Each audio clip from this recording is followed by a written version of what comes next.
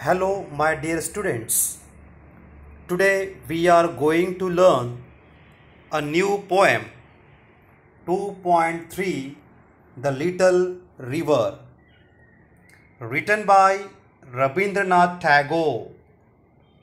Let's see page number 35. Chit chat activity. Dear students, chit chat activity is very important for the exam because there will be a question that is conversation, dialogue writing, and the dialogue writing is depend on this chit chat activity. Let's see. You must have been for a family or class picnic to a riverside picnic spot. I think you got this sentence. You must have been for a family or class picnic to a riverside picnic spot. कधीतरी केव्हा तरी आपण अशा पद्धतीने river side picnic arrange केली असेल, आपल्या फॅमिलीसोबत गेला असाल, आई बाबांसोबत गेला असाल, तर त्यावर पुढील 4 प्रश्न आहेत आणि ह्या 4 प्रश्नांची आपणास उत्तरे द्यायची आहेत. बघूया प्रश्न क्रमांक पहिला काय आहे तो. What did you notice on the banks of the river? Bank म्हणजे काय तर बँक म्हणजे या ठिकाणी किनारे. What did you notice on the banks of the river? त्या पिकनिक स्पॉटला गेल्यानंतर नदी काठावरती नदीच्या काठावर आपण काय पाहिले. डिअर स्टुडंट्स, जे तुम्ही पाहिलं आहे ते इथे सांगायचं आहे. नक्कीच मला माहिती आहे तुम्ही सर्वजण उत्तर देण्याकरता खूप उत्सुक आहात. बघूया आपण याचं उत्तर काय आहे ते. आय नोटिस्ड, काय म्हणायचं आहे सुरुवातीला. I noticed some trees, animals, birds, sand etcetera on the banks of the river.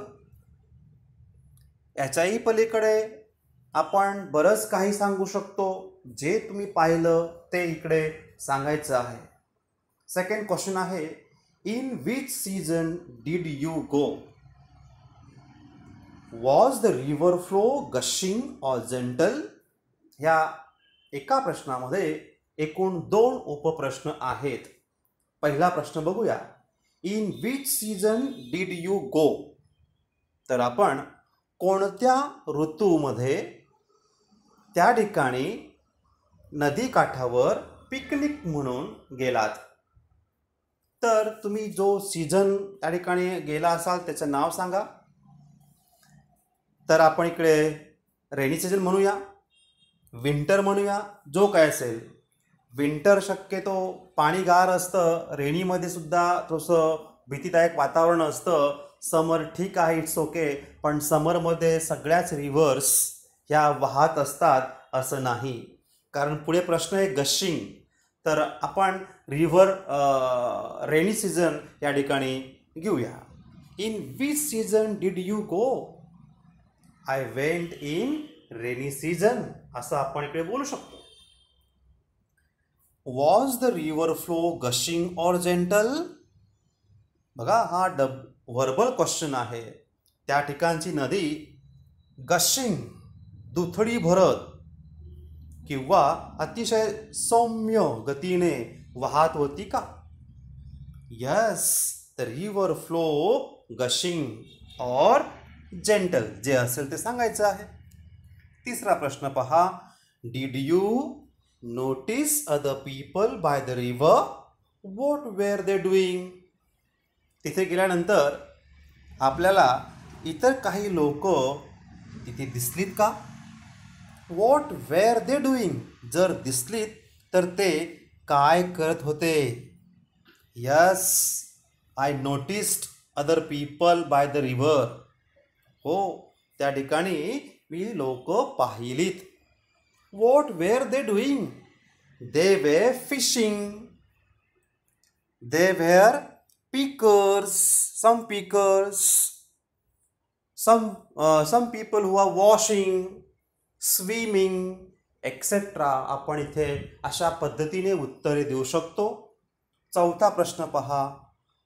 What should we do to make sure that rivers do not get polluted?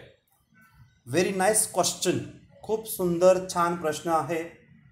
अलीकडे ही फार मोठी समस्या आपल्या समोर सर्वांसमोर उभी ठाकली आहे. प्रश्न समजून घ्या. व्हॉट शुड वी डू, आपण काय केलं पाहिजे. To make sure that rivers do not get polluted.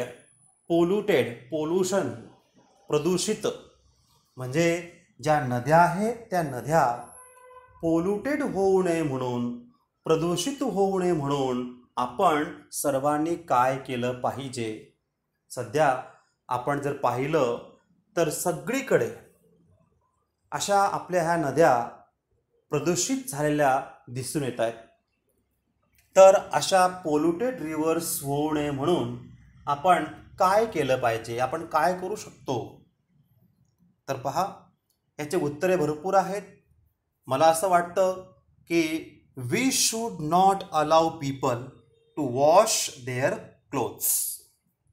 काही लोक गावाखेड्यांमध्ये नदीकाठी आपले कपडे धुण्यासाठी येत असतात, तर त्यावर बॅन केलं पाहिजे.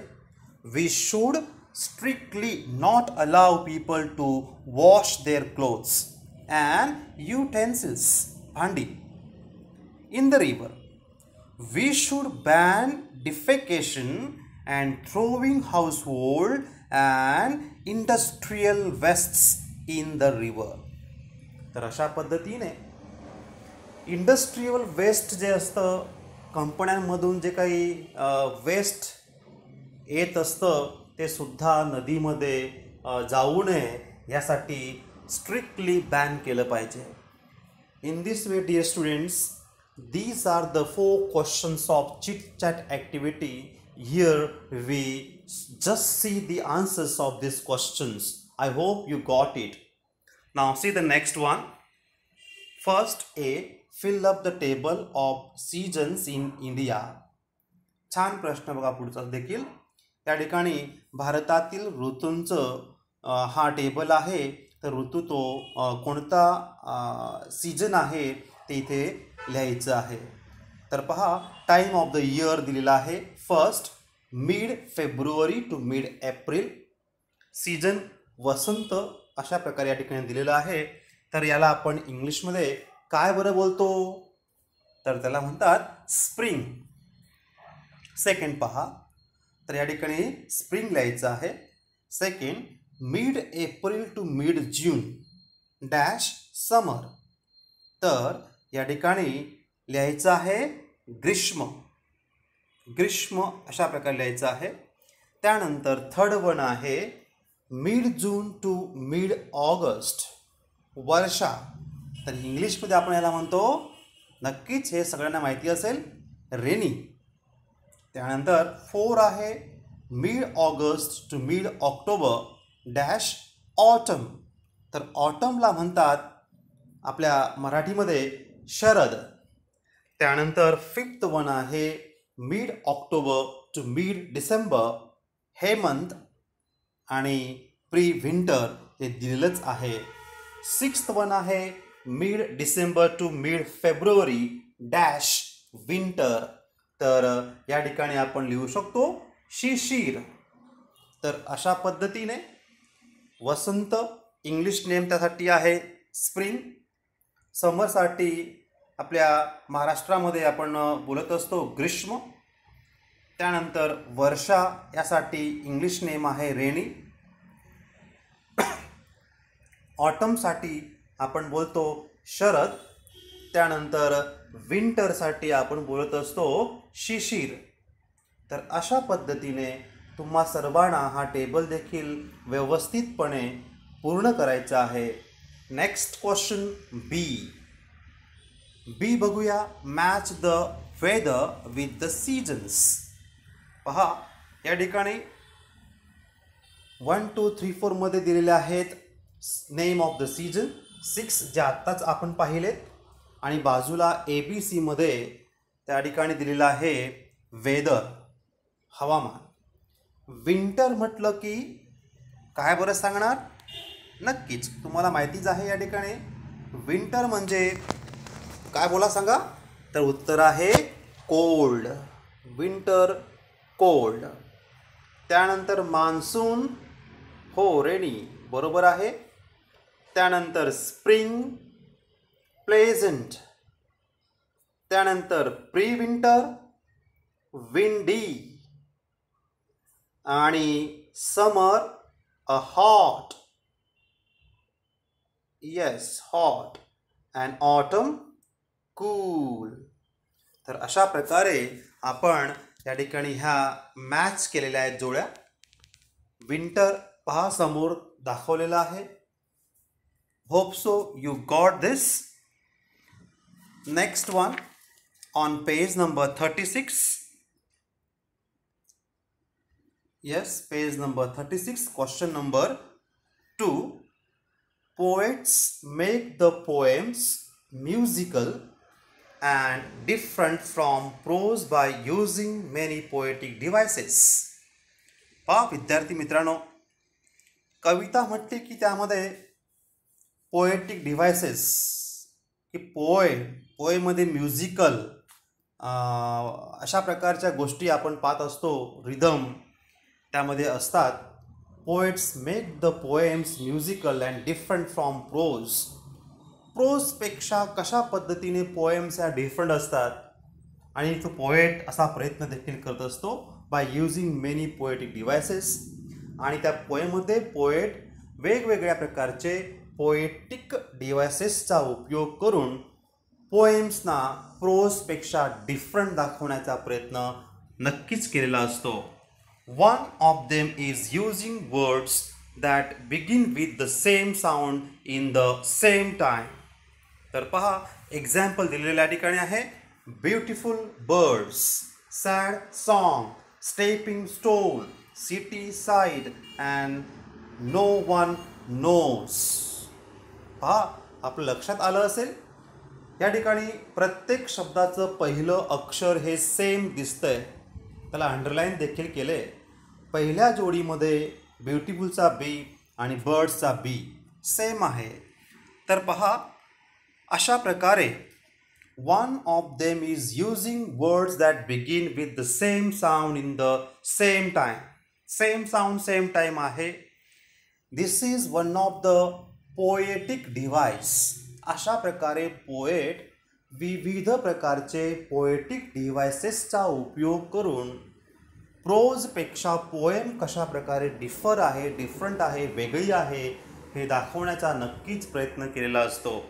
तर इथे एक एक्झाम्पल म्हणून दिलेलं आहे. तर पहा हे काय आहे नेमकं, कोणती डिव्हाइस आहे, पोएटिक डिव्हाइस कुठली आहे आपण ते पाहत आहोत.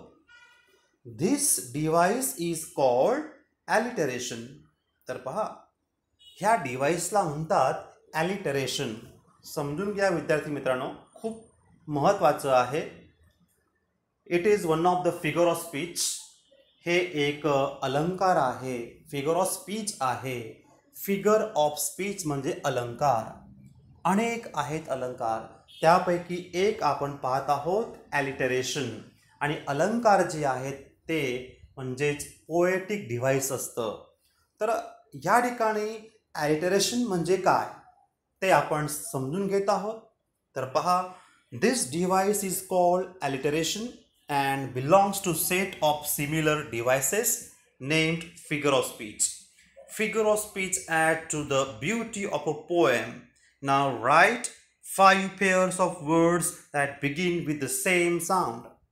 लक्षात घ्या, alliteration म्हणजेच असे शब्द पोएममधील अशा वाक्यामध्ये काही शब्द असतात की त्यांचा उच्चार हा सारखा असतो, उच्चार सारखाच असतो, सेम असतो, किंवा त्या ठिकाणी लेटर्स एकापेक्षा अधिक पहिलं अक्षर त्या शब्दांमध्ये सारखे असतं, तर त्याला म्हणतात ॲलिटरेशन. तर ॲलिटरेशन हे एक पोएटिक डिव्हाइस आहे आणि ह्याला मराठीमध्ये अनुप्रास अलंकार असं देखील म्हणतात. तर प्रश्न त्यांनी विचारलेला आहे पुढे की अशा पद्धतीने, जसं वरती आपण पाहिलं इकडे beautiful bird, sad song, stepping stone, तर अशा पद्धतीने इथे तुम्हाला 5 जोड्या लिहायच्या आहेत. जसं बघा, एक एक्झाम्पल सांगतो आहे तुम्हाला. हाय हिल्स, पहा एक्झाम्पल. हाय HIGH डॅश HILLS, बघा इथे H आहे आणि इथे सुद्धा H आहे. High hills. Fall tree, tall tree, हे पहा टॉल ट्री, तर इथे सुद्धा T आहे. तर अशा पद्धतीने सेम साऊंड, सेम लेटर्स असतील तर त्याला म्हणायचं ॲलिटरेशन, अनुप्रास अलंकार. This is one of the poetic device. This is one of the figure of speech. It is very important, dear students, because there will be a question that is appreciation of the poem. Appreciation of the poem हा एक प्रश्न असतो 5 मार्कांसाठी आणि त्यामध्ये हा एक point असतो figure of स्पीचचा आणि त्याला मार्क असतात 1. पुढे बघा काय दिले, नोट दिली आहे. Please note. Here the first sound is important, not the first letter in the spelling. खूप छान. आपण पहिलं अक्षर बघणार, पहिलं अक्षर सेम असेल 2-3 शब्दामधलं तर म्हणणार ॲलिटरेशन, बरोबर आहे.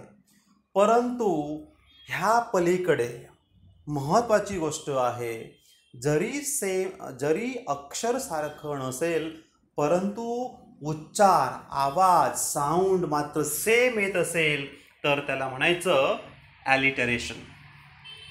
Hope so you got it. B part बघूया काय दिलाय तो.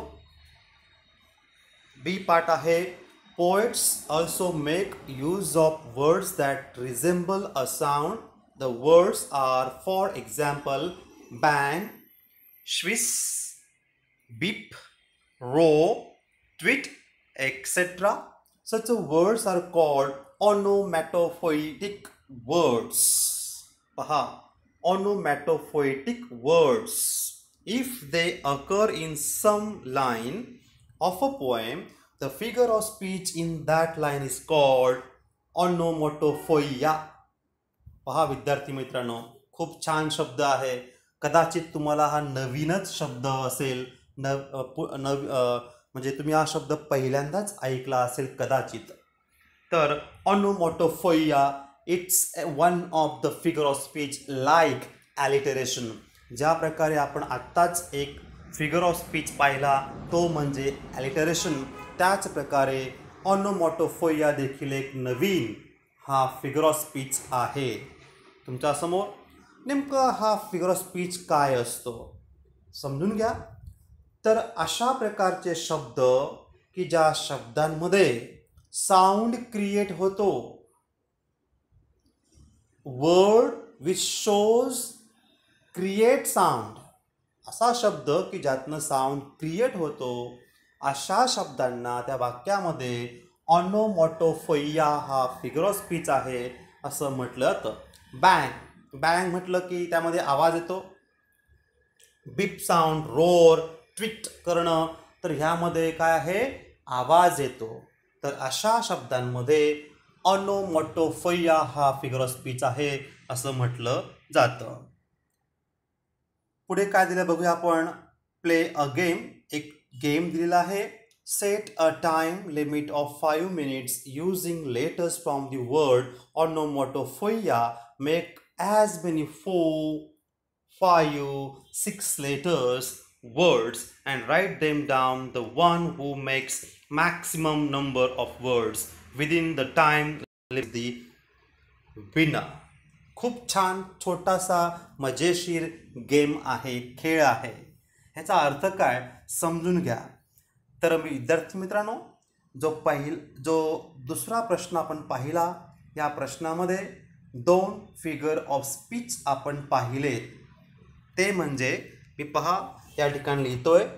पहिला आपण पाहिला तो आहे नंबर 1 ॲलिटरेशन. बघा स्पेलिंग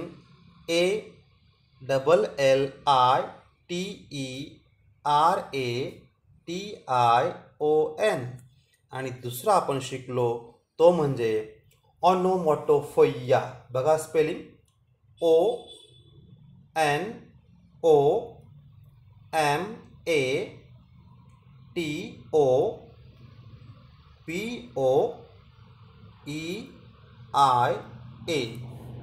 ऑनोमॉटोफोइया.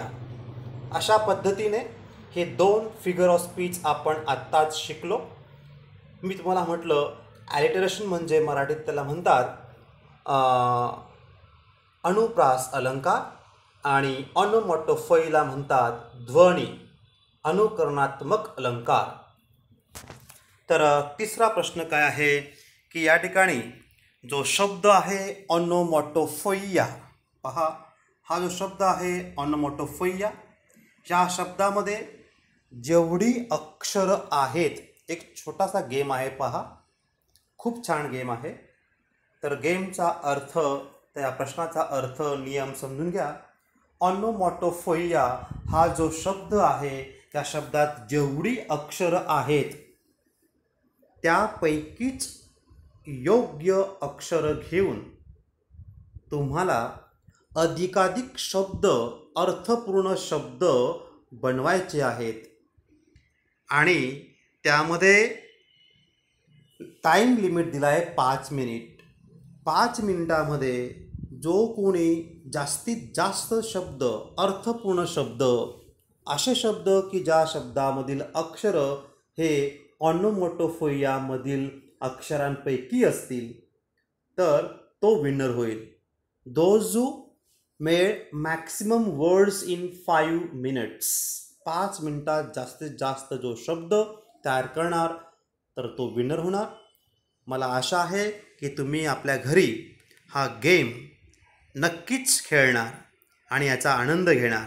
एक एक्झाम्पल म्हणून तुम्हाला मी दाखवतोय की ऑनोमॉटोफोइया ह्या शब्दामध्ये काय बरं आपण हे शब्द करू शकतो. तर पहा, एक्झाम्पल म्हणून सांगतोय. तर तो शब्द असा बा, ONION. आता पहा, हा O आहे, इथे O आहे, N आहे, N आहे, I आहे या शब्दामध्ये, तर ओनियन. तर अशा प्रकारे अर्थपूर्ण शब्द तुम्हाला बनवायचे आहेत. Hope so you got this video properly dear students. अशा पद्धतीने आपण हा गेम जो आहे तो करायचा आहे. Here I stop. Thank you. Have a nice day.